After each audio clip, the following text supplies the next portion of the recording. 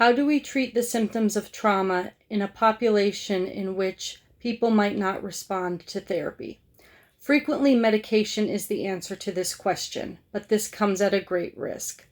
Comorbid medical illnesses increase the risk of adverse drug effects, such as increased falls, gait impairment, and confusion. There is also an increased risk for motor vehicle and other types of accidents and unsafe behaviors.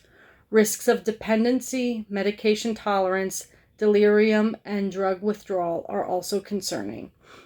Older adults are at a significantly higher risk for adverse medication reactions related to polypharmacy or taking multiple medications due to the increased likelihood of being on multiple medications to treat chronic and acute diseases. Over-the-counter medications and vitamins or supplements can also contribute to polypharmacy risks. To reduce the risk of over-medicating our clients in long-term care facilities, the Centers for Medicare and Medicaid Services have implemented safety protocols.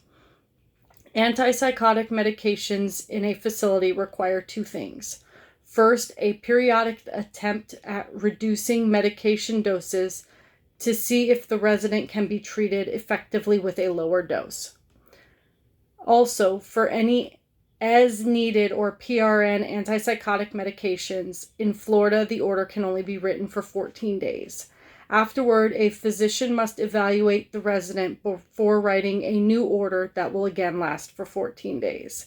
This is done to assess the resident's current condition, any progress that they're making with the medication, and to determine if the as-needed medication is still needed and effective. As part of this evaluation, the attending physician determines if the antipsychotic medication is still needed, what benefit it is having for the resident, and if the resident's symptoms have improved as a result of this medication.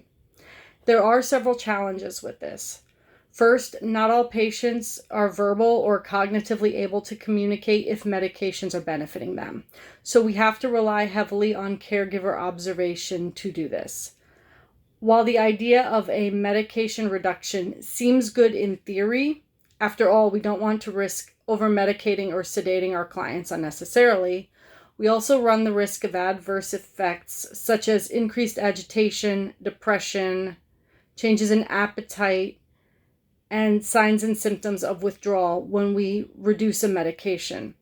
This also puts a demand on physician resources as they have to evaluate patients more regularly to do medication reductions and every 14 days for the as-needed medication review.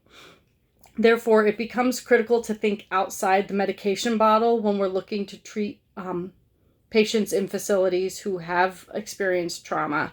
And one of the ways to do that is to utilize trauma-informed care techniques to recognize and reduce the symptoms of trauma whenever possible.